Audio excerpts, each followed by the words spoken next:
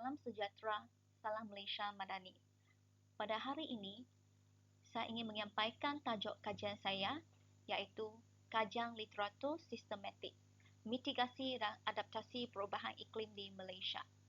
Kajian Literatur Sistematik, Mitigasi dan Adaptasi Perubahan Iklim di Malaysia. System Literature Review, Mitigation and Adaptation of Climate Change in Malaysia.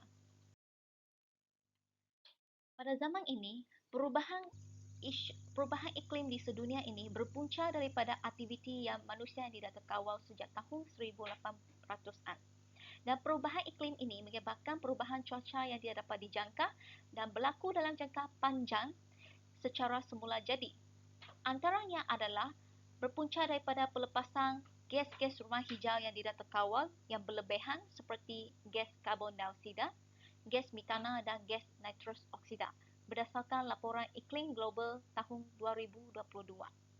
Kesan daripada perubahan iklim ini telah menyebabkan kepekatan gas rumah hijau kini telah mencapai rekod baharu, iaitu peningkatan suhu sedunia sebanyak 1.1 darjah Celsius dan dijangka akan mencapai sebanyak 2.8 darjah Celsius pada hujung abad ini.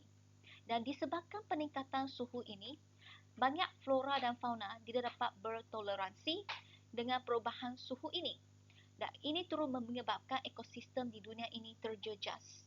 Dan disebabkan ekonomi ekosistem terjejas, sumber makanan pun turut terjejas.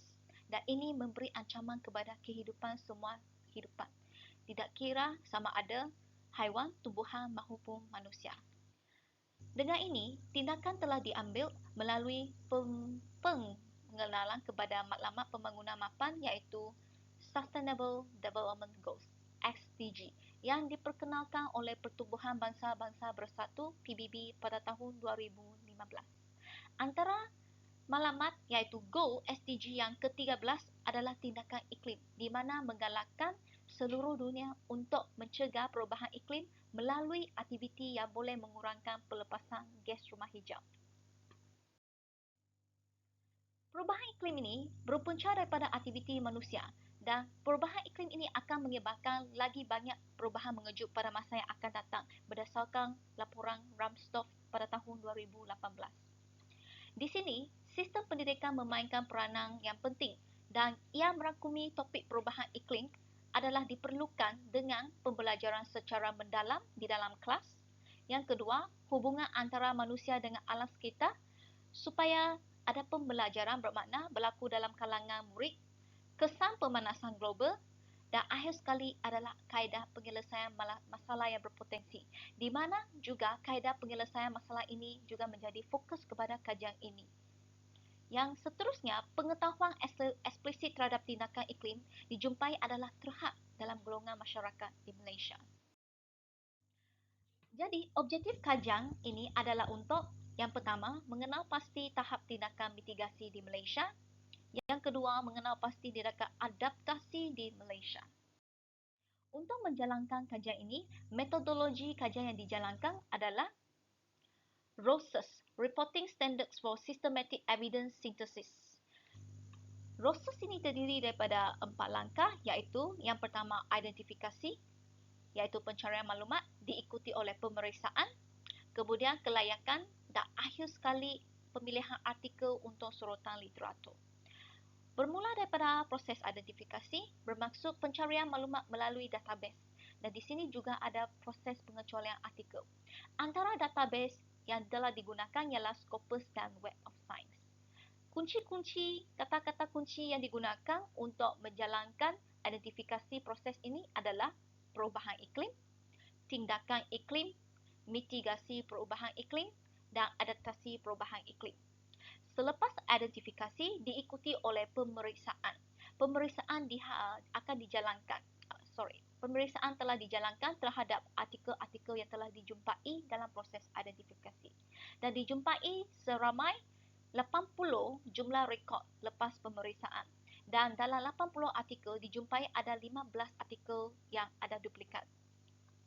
Selepas itu, diikuti oleh proses kelayakan, iaitu pengecualian artikel yang tidak fokus, terutamanya yang tidak fokus terhadap topik kajian literatur ini, iaitu perubahan iklim, tindakan mitigasi dan tindakan adaptasi perubahan iklim di Malaysia.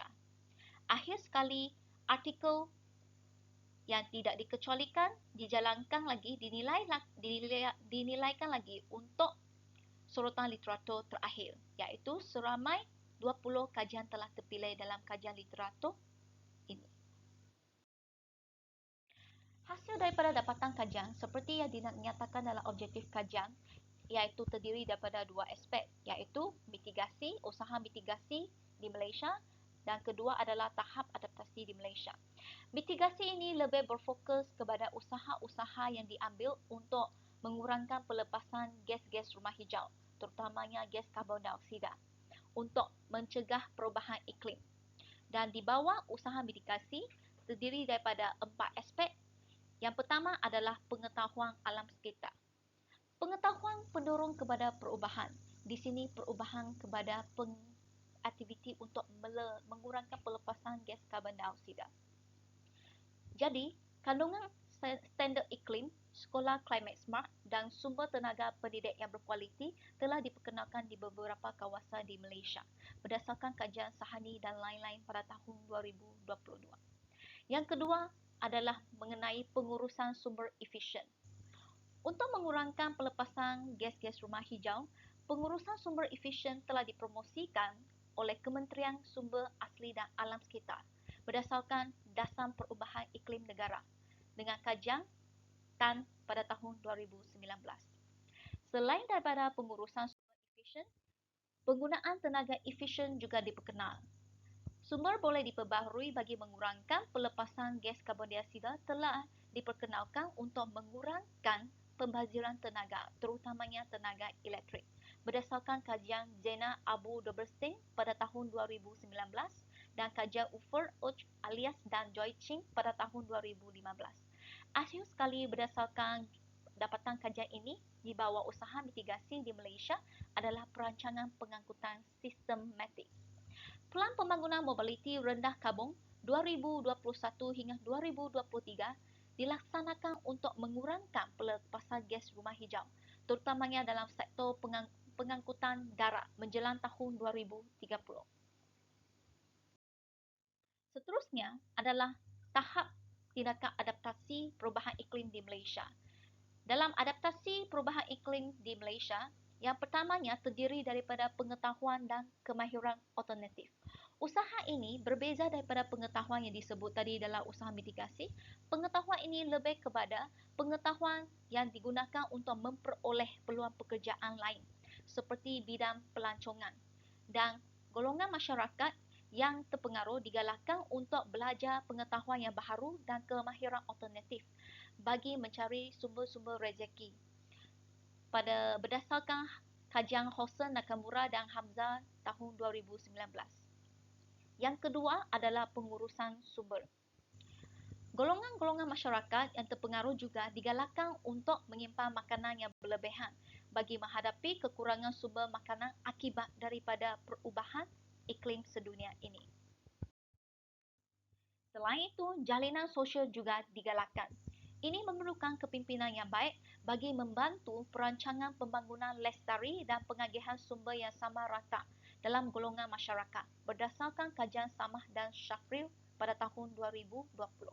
Dan akhir sekali, di bawah usaha adaptasi yang dijalankan di Malaysia, yang pertama, pelibatan Malaysia dalam perjanjian inisiatif segitiga terumbu karang, Coral Triangle Initiative Agreement, boleh menjamin kelestarian pengurusan sumber marin luar biasa dan pada masa yang sama mencegah aktiviti perikanan yang boleh membawa kepada perubahan iklim. Yang selain itu, harga bahan mentah juga dipertimbangkan semula agar tidak membebankan petani-petani yang terpengaruh. Hasil daripada dapatan kajian ini didapati seramai 8 artikel daripada 20 artikel dianalisis secara kualitatif, 6 artikel secara kuantitatif dan 5 artikel dianalisis secara kuantitatif dan kualitatif. Dijumpai tindakan mitigasi dan adaptasi diambil berdasarkan aktiviti ekonomi tempatan. Ini bermaksudnya tindakan mitigasi dan adaptasi tidak sama di seluruh Malaysia.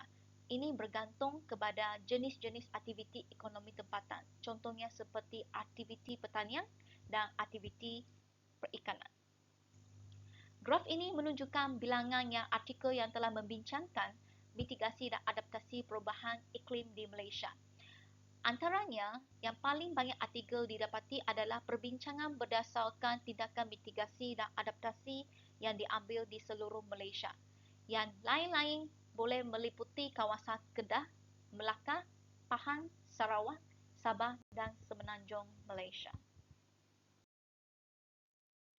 Dengan kajian ini diharapkan kajian literatur sistematik ini dapat dijadikan sebagai rujukan bagi pihak kerajaan untuk merancang aktiviti pembangunan di lokasi yang berbeza dengan merujuk kepada hasil kerajaan negeri berlainan. Ini bermaksudnya, berdasarkan kajian yang sedia ada, pihak kerajaan tempatan boleh memilih usaha dan mengkaji secara lebih mendalam bagi memilih usaha yang lebih sesuai dengan kerajaan tempatan berdasarkan aktiviti ekonomi tempatan. Yang kedua, dijadikan sebagai rujukan untuk Kementerian Pendidikan bagi mempertimbangkan semula kandungan pembelajaran, terutamanya subjek sains dan geografi. Dan akhir sekali, kajian ini juga penting untuk warga pendidik, iaitu cikgu, bagi menyampaikan ilmu berkaitan dengan strategi, mitigasi dan adaptasi perubahan iklim sewaktu sesi pembelajaran dan pemudahcaraan di bilik belajar. Sekali lagi, pengetahuan berdorong kepada perubahan. Dengan sistem pendidikan yang tersusun dan teratur bersama kerjasama warga pendidik yang menyampaikan ilmu-ilmu yang berkaitan dengan perubahan iklim, dipercayai golongan generasi muda akan lagi aktif melibatkan diri dalam usaha mitigasi dan adaptasi perubahan iklim di Malaysia. Antara kelemahannya berdasarkan rumusan daripada kajian ini adalah kawasan kajian yang dijumpai dalam artikel hanya meliputi beberapa bandar di Malaysia sahaja. Dan juga didapati kekurangan pendedahan terhadap keberkesanan tindakan mitigasi dan adaptasi.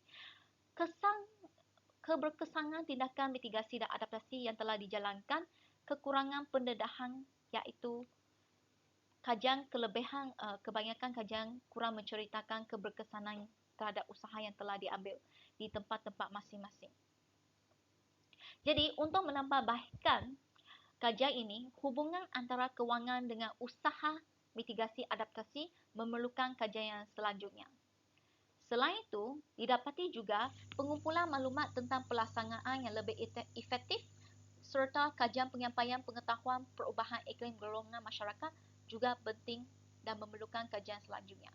Dan akhir sekali adalah lebih bagus kalau kajian mempunyai usaha yang melibatkan pelbagai pihak serta melibatkan lebih banyak kawasan, terutamanya kawasan luar bandar. Sekian, terima kasih.